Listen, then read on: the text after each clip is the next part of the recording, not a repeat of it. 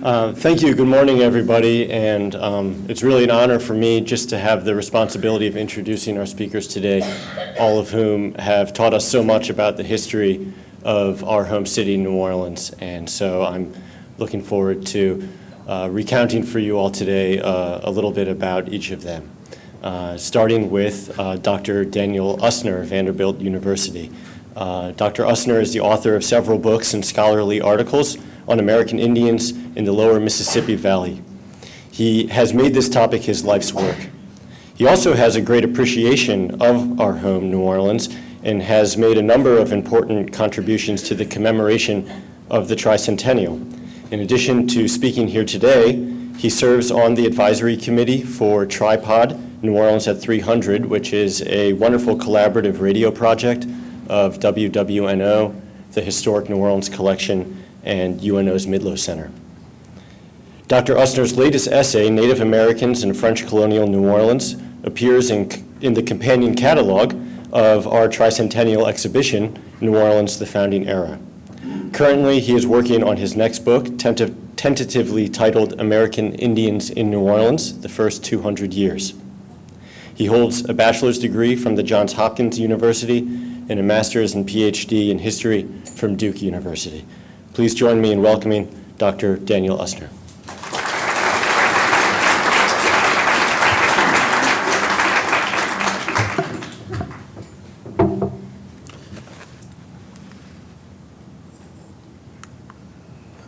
How do I get the PowerPoint?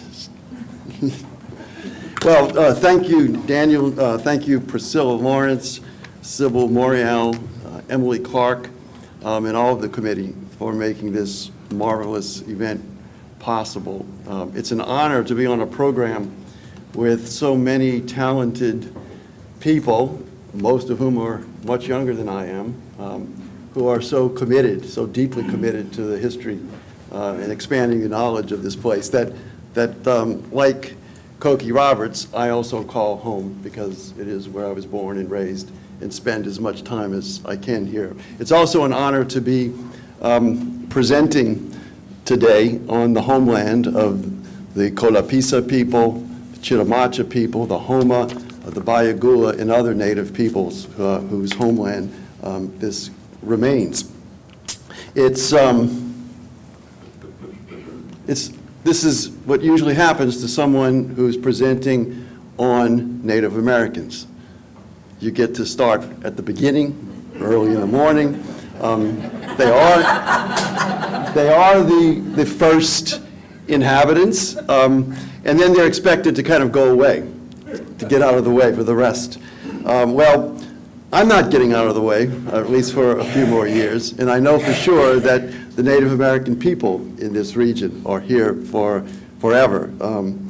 And to make this point, I want to begin with what to many of you is a familiar image. It's the official seal of our city, New Orleans. It's an image dating back to the mid-19th century.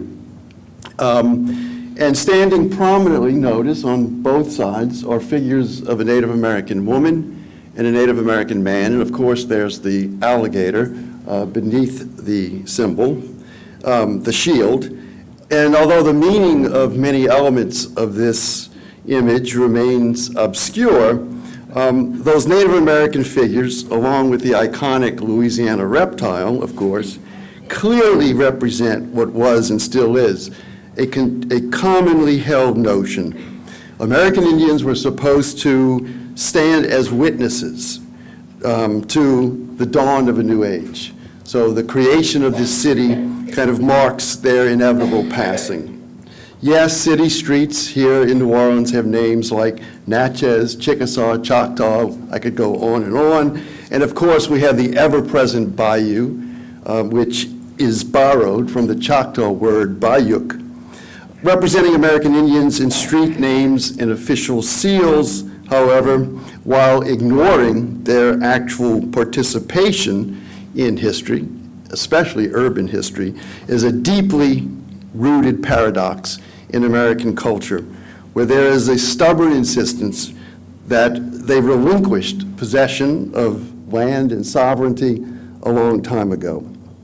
Now, this belief, thankfully, has been directly confronted by the determination of Indian nations themselves to assert their presence, and by the commitment of scholars to rescue fact from fiction, which I assume many of us are still committed to, rescuing fact from fiction. And it just so happens New Orleans is the most promising place to undertake this rescue of fact from fiction. The city's birth and early growth intricately depended on French relations with American Indians. Countless diplomatic delegations contributed to its early civic culture, even reinforcing the authority of colonial officials over their own colonial population. And long after native diplomacy receded from city limits, an Indian presence would persist, whether engaging government officials in diplomatic ceremonies, peddling cultural objects in marketplaces, playing traditional stickball matches, or performing songs and dances before city spectators.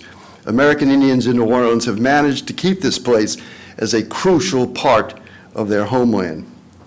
On the Saturday after Mardi Gras in 1699, a Biloxi Indian showed Pierre Le Moyne d'Iberville a spot on the spongy shoreline of the Mississippi, covered with thick canebrakes and shaded by cypress and oak trees, where his younger brother, Bienville, would establish Nouvelle-Orléans 2 decades later. Both moments, by the way, were marked by ceremonial gift exchange and calumet, or peace pipe smoking, thus launching this city's love affair with ritual performances. American Indians had used this crescent-shaped bend in the river mainly to transport goods between waterways and to seasonally gather a rich array of food sources. Natural conditions making the site ideal for portage and subsistence, however, also reduced the likelihood of it becoming a place for permanent occupation, an environmental challenge taken up by Bienville, but that would demand, as you all know, constant vigilance and expensive engineering for generations to come. Decades immediately preceding the founding of New Orleans were violent and deadly for this region's native inhabitants, who endured intense imperial rivalry, slave raiding, and epidemics. France waged a destructive 12-year war against the Chitimacha people, ending with a calumet ceremony held here during the city's very earliest days. Whether relations were violent or peaceful, representation of American Indians in early 18th century images and words reveal more about imperial fantasies than about actual interactions. François Jollin's Commerce of Indians with the French, this engraving you see here, circulated to promote colonization, depicts Indians in an all too typical posture, attempting to publicize and romanticize opportunity in awaiting investors in trade and settlement along the Mississippi River. Now, what was actually happening on the ground did not come close to Jollin's representation, and not only because he's showing mountains in the background here. While slaves, convict workers, indentured servants, and soldiers grudgingly cleared this flood-prone ground for New Orleans, American Indians used their deep knowledge of river currents, lakes, bayous, and wetlands to draw this new colonial space into their trade and diplomatic sphere, making it very much their own commercial and ceremonial grounds. Describing one of many ceremonies performed here by American Indian emissaries during those early decades, a clerk working for the Company of the Indies vividly captured how they regularly turned the formative colonial town into their own ritual space. Numbering sometimes in the hundreds, men, women, and children sang and danced before lining up outside the governor's house gate. Chiefs and other dignitaries then entered carrying plenty of gifts and placed a calumet in the governor's hands. After everyone present took a puff from the pipe, the delegation spokesman, through an interpreter, delivered a series of speeches that might last for hours.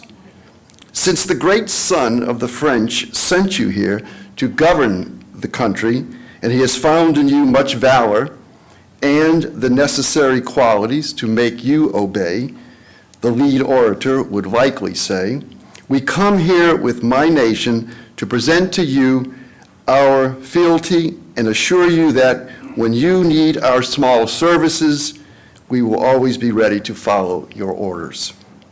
Once all of the speeches ended, 8 Indians get up and dance the Calumet dance, all painted and ornamented with different types of feathers to the sound of an earthen pot covered with a deerskin, ornamented with many bells and accompanied by their own voices. Written about a place already becoming a creative confluence of diverse rhythms and sounds, Marc-Antoine Caillot added, this makes music as bizarre as their movements and dances. When they have danced for a while, by making extraordinary contortions that make you want to die laughing, they sit down again on their bottoms, whereupon one of them gets up and takes the calumet again. Although Indian diplomacy was an important feature of public life and civic culture in New Orleans, the city's survival and early growth depended more immediately upon goods and services provided by nearby Indian communities. In a frontier exchange economy, Indian people regularly delivered to the colonial town a variety of goods and services. This drawing by engineer Alexandre Dubatz in 1735 captures vividly the essence of the Indian presence here. An attack-a-paw holds a calumet, while trade goods are lined along the shore. These are bison ribs, tallow, and bear oil. The figures in the background to your left are Illinois Indians from the upper Mississippi Valley on a trade and diplomatic mission. And the young African standing here near the attack-a-paw is not the only enslaved person depicted. The fox woman on the far left is working on a deerskin, and she is, by the way, also a slave. Indian labor, as well as Indian trade, contributed heavily to New Orleans' formative economy, with most native people working inside the town actually being enslaved captives taken in warfare. Across colonial North America, tens of thousands of American Indians were captured and sold into slavery. Many were shipped to Caribbean colonies. Others stayed working as plantation slaves or household servants. From Louisiana's very beginning, many Indian people, especially Chitimacha women and children, formed a substantial part of the colony slave plantation. During the Natchez War, hundreds of Natchez men, women, and children were transported through New Orleans and shipped as slaves to Saint-Domingue, a city already known as one of North America's most infamous slave markets for African and African American slaves, transported here up to the Civil War, was also an entrepot for exportation of many enslaved Indians during its earliest history. For most of the 18th century, however, peaceful exchange between American Indians and town residents remained the norm in and around New Orleans. Providing the colonial population with foodstuffs and services was the mainstay of nearby native communities' relationship with this town, contributing significantly to its foodways, material life, and public culture. For larger Indian nations located farther inland, like the Choctaws, commerce in deerskins constituted their most important and long-lasting connection with New Orleans. The Choctaws calling this place Balbancha, place of foreign languages, a name derived from Balbaha, meaning talking in an unknown language, or prattling like an infant. By the second half of the 18th century, a force beyond the will of colonial and native peoples in the lower Mississippi Valley brought changes on a scale much greater than any since the founding of New Orleans. With England gaining possession of territory east of the Mississippi and Spain acquiring all of Louisiana west of the river, including the Ile d'Orléans, American Indians faced sudden growth in the colonial population and in the plantation economy.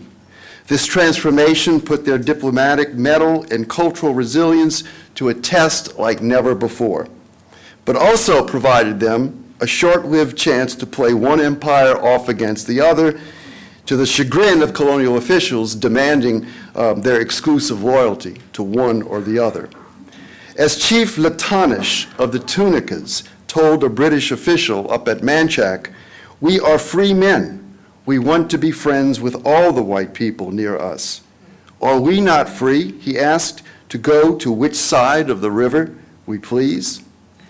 Indians worked hard to keep New Orleans within their own economic and political network, and Indian trade remained important inside and around the city.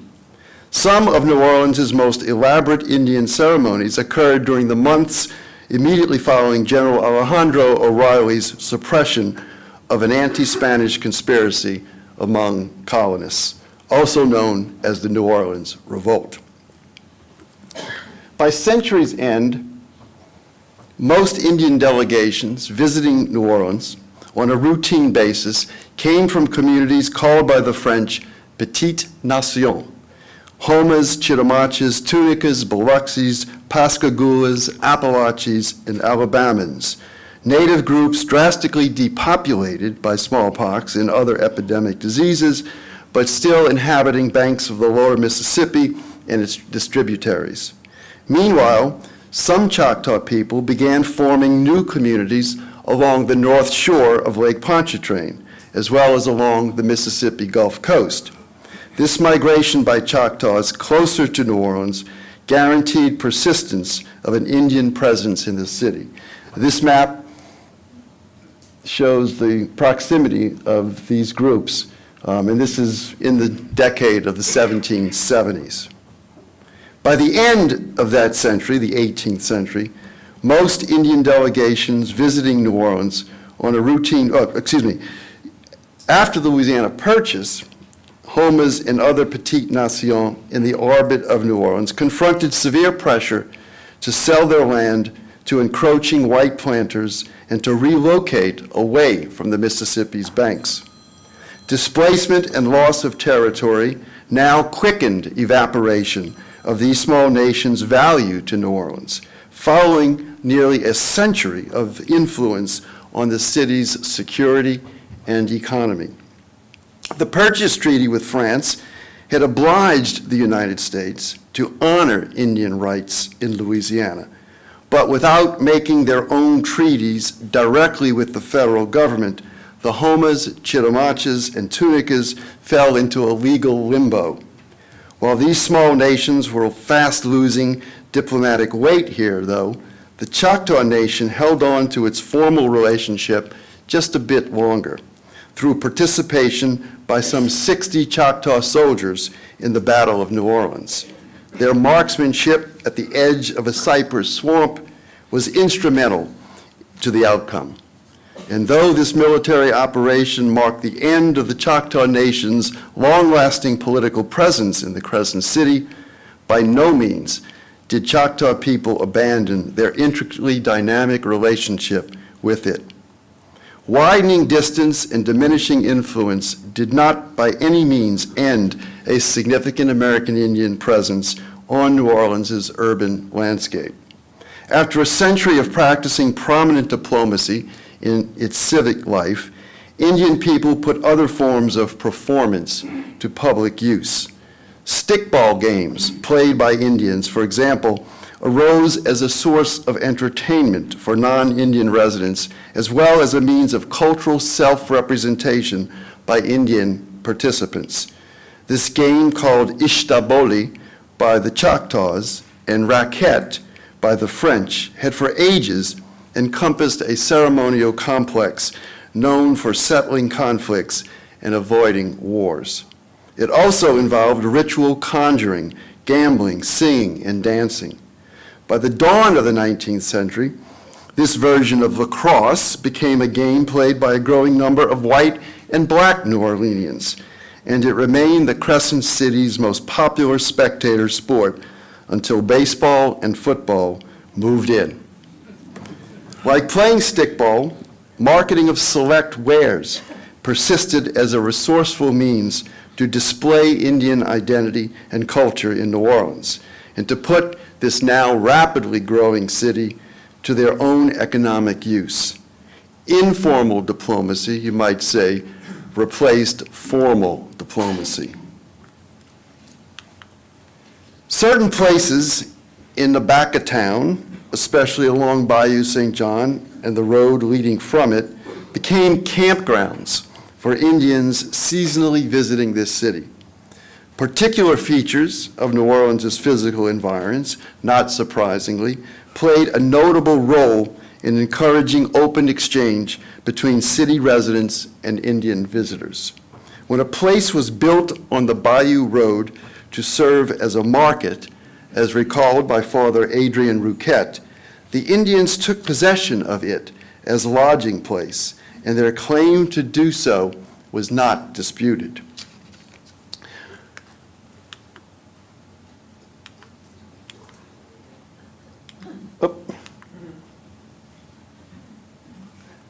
Behind the native presence in the Crescent City, as captured by Saint Olaire's watercolor of a street scene, there was a much wider network of exchange and travel pursued by lower Mississippi Valley Indians as they blended traditional livelihood practices with new forms of work and production. An alternative to open resistance or full retreat, a seasonal round of hunting, fishing, gathering, and trading activities, even picking cotton on plantations during harvest season, secured still some degree of sovereignty for American Indians. In many cases, itinerant groups forged strong personal relationships with non-Indian families, both white and black. In French-born painter Alfred Boisseau's Oil on Canvas, Louisiana's Indians walking along a bayou, we see a man with a rifle on his back, followed by a boy with a blow cane, a woman carrying a basket on her back, and another woman with a baby. Many, if not most, Indians who developed close ties to non-Indian households and communities were people resisting pressure to leave their homeland. They obstinately refused to abandon the different parishes of Louisiana, wrote Dominique Rouquette, Adrian's brother, about the Choctaws he knew, where they are grouped in small family tribes and live in rough huts in the vicinity of plantations and hunt for the planters who trade for the game they kill. While raising poultry and planting food crops around their homes, women made baskets of various shapes, sizes, and colors, from which, as observed by Rouquette, they derived a good profit. They also sold medicinal and culinary plants gathered from the forest. No longer a diplomatic hub for Indian emissaries after the War of 1812, formal parties of Indian people did occasionally visit New Orleans in subsequent years. Tragically, however, the largest groups to travel through this city were prisoners of war or exiles being removed from their homelands in Florida and Alabama during the mid-1830s especially. Thousands of Creeks, Seminoles, and Blacks Black Seminoles suffered confinement, illness, and death at Pass Christian, Fort Pike, and at the U.S. Army Barracks downriver, while awaiting further transportation upriver to Indian territory. when one crowded steamboat embarking from New Orleans wrecked and sank just north of Baton Rouge. More than half of its 600 Creek passengers were killed.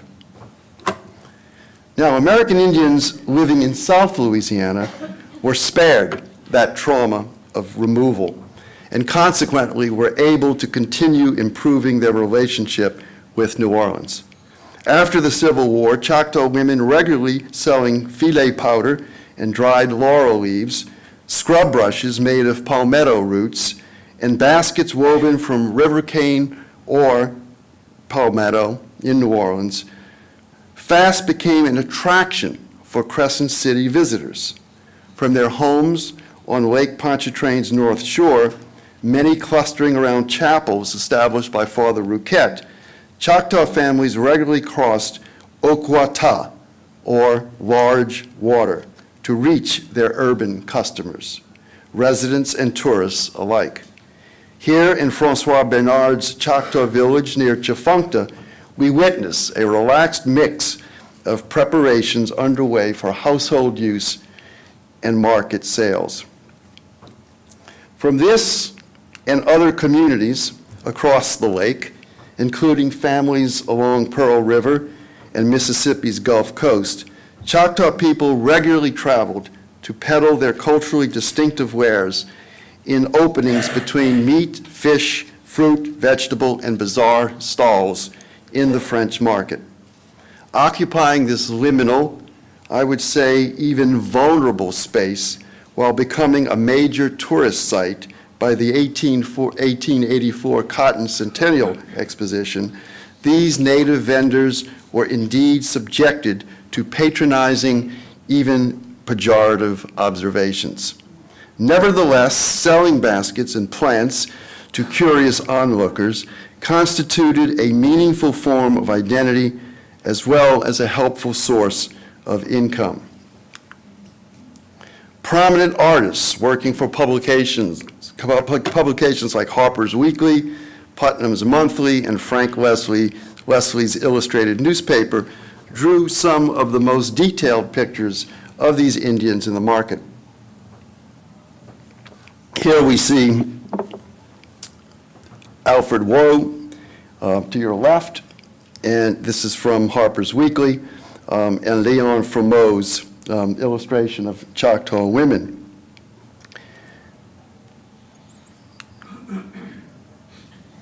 This is Frank Hamilton Taylor's drawing, which, by the way, will be featured on my forthcoming book published by LSU Press in September.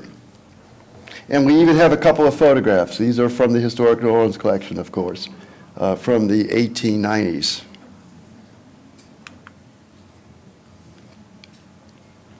By the end of the 19th century, this presence of American Indians in and around New Orleans even had a significant effect on some of the Crescent City's most prominent white women. Personal contact with South Louisiana Indian communities, especially through their appreciation for the distinctive craft of basketry carried on by Native women, led a circle of Crescent City ladies to organize and mobilize on behalf of nearby Choctaws and Chitimaches, even facilitating anthropological and governmental attention to their needs.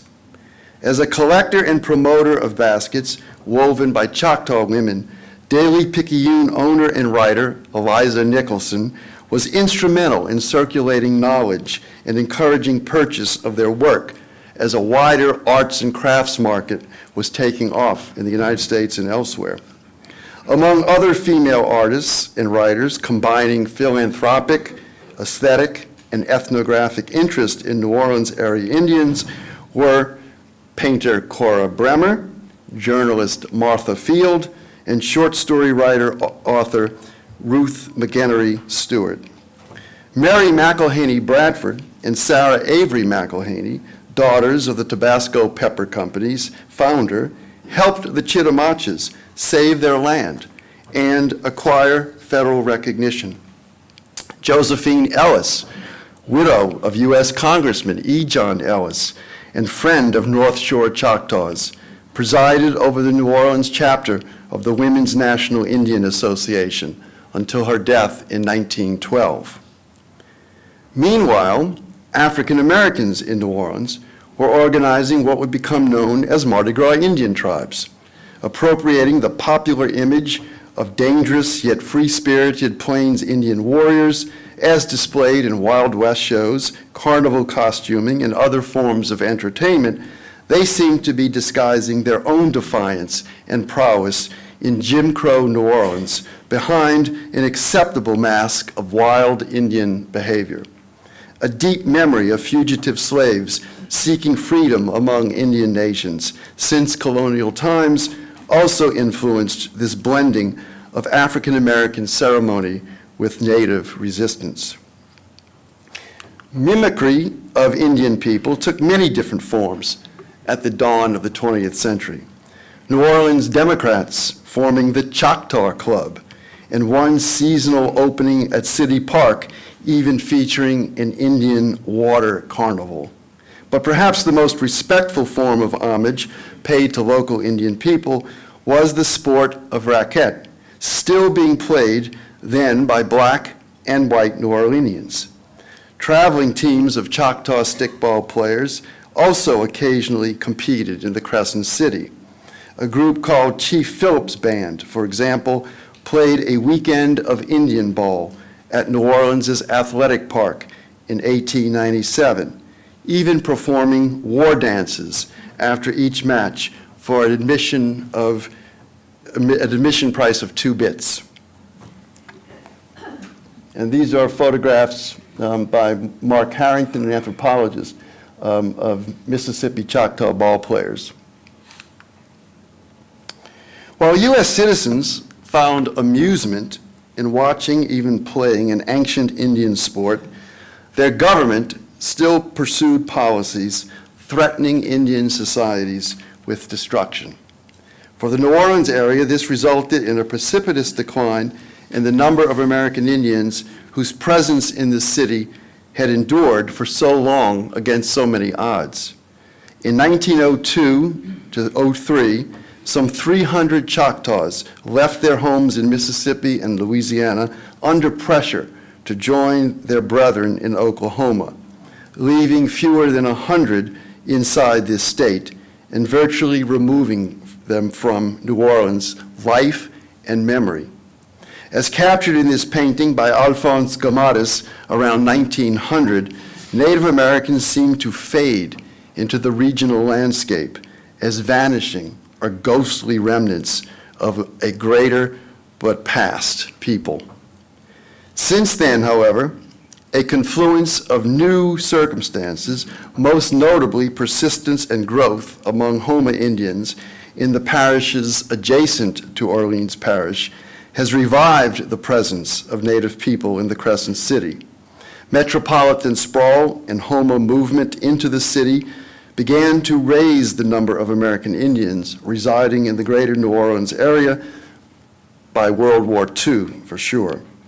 The 1,000 or so American Indians residing in this city today include members of Louisiana tribes as well as migrants from distant Native American nations, working in industry, education, business, law, medicine, and other occupations. And more than half of the 30,000 or so American Indians in all of Louisiana live within a few hours' drive from the Crescent City.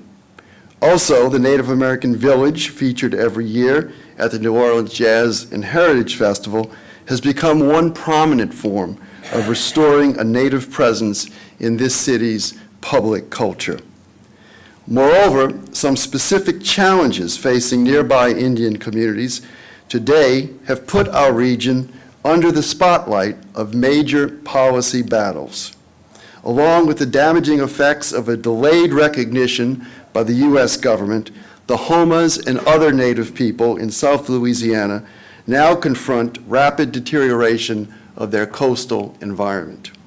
Their still unrequited pursuit of federal acknowledgement had already exposed serious flaws and biases written into the Bureau of Indian Affairs pathway, And then Hurricanes Katrina and Rita added environmental injustice to political neglect to the list.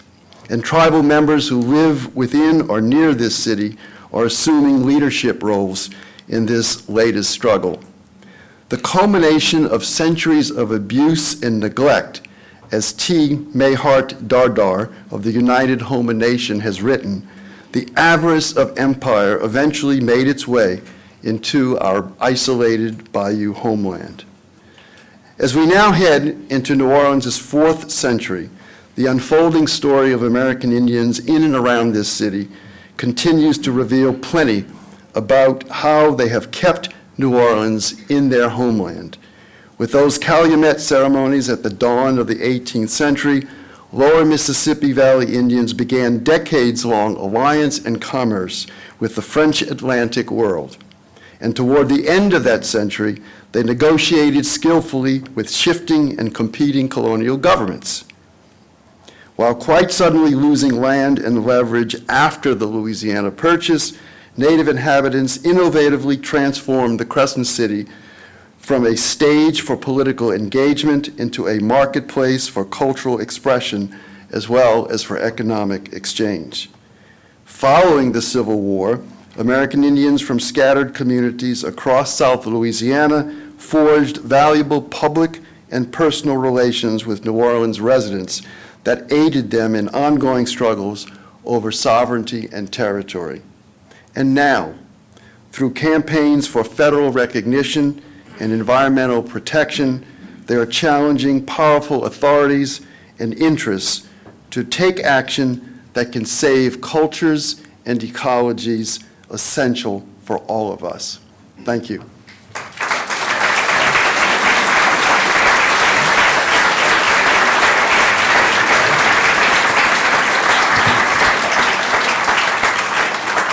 Is there time for questions? Or?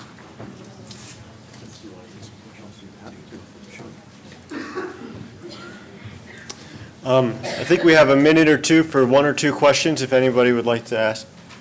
2 quick questions. Have you seen the Bienville statue here in New Orleans? Yes. Okay. Who are the, I don't know Bienville, but who are the Indian and the priest in the statue? And the second question is, why is it taking the youth, in your opinion, is it taking the Zulu tribe so long to be recognized? Oh, boy. Both difficult questions, but in different ways. I don't know much about the Bienville statue, so I certainly can't answer that. Maybe someone else can. Oh. Yeah, I mean, the bicentennial of this city was all about Bienville, and that the placement of that statue came even much later than that. I think a medallion of Bienville was a product of that year. Of course, that's when World War I was underway and there was an influenza epidemic.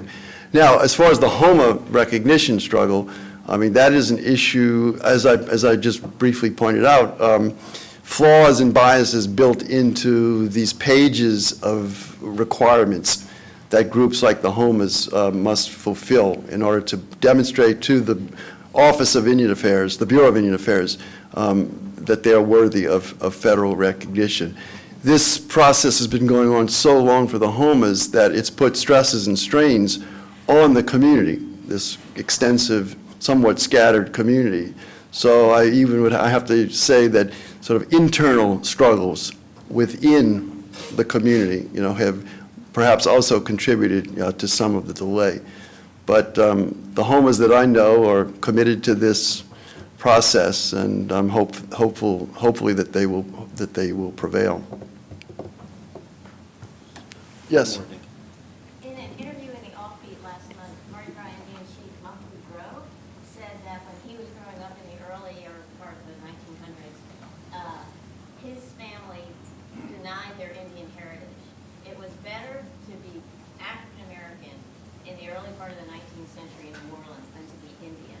And I wonder if you could address sort of the meaning behind that, and especially you said that the early 1900s was when Indian people were really pushed out completely. I wonder if you could talk a little bit more about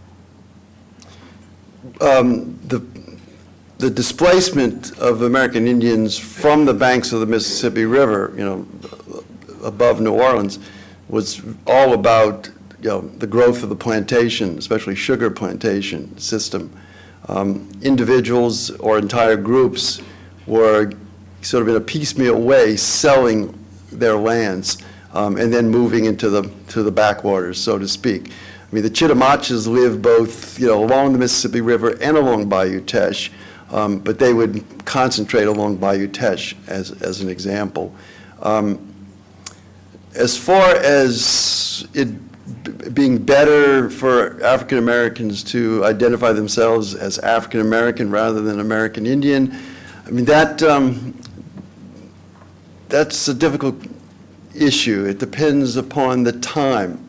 If it's the early 19th century, it might be better to claim you're American Indian because of the slavery issue. Under Spanish law, the enslavement of American Indians was illegal.